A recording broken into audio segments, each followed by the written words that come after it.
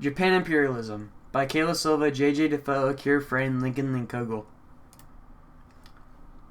Commodore Perry's impact on Japan. Japan, like China, originally refrained from letting other nations take over. However, after Commodore Perry visited Japan and threatened to return with a large fleet of ships ready for attack, their opinions changed. They realized they had a lot of catching up to do. Frightened, Japan agreed to trade with the United States and signed the Treaty of Kanagawa. Japan and China at war. Japan and China were in multiple wars fighting to gain territory of Korea. During the Sino-Japanese War, Japan gained control of Taiwan, in which they used for farmland and growing crops like rice and sugar. Japan then wanted all of Korea's territory, leading to the Russo-Japanese War, where after 3 years they won and gained Korea as well as parts of Manchuria.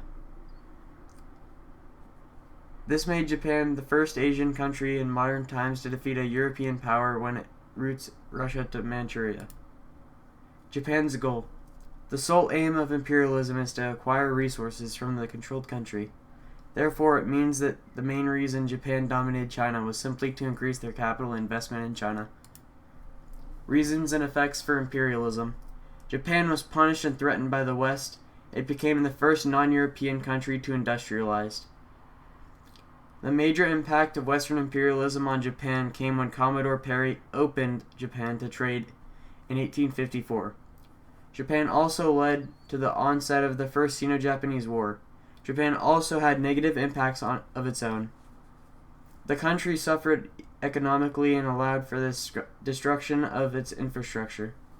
This was due to its failure to comply with other world powers' requests to halt hostilities with her neighbors. How Japan benefited and suffered. How Japan benefited.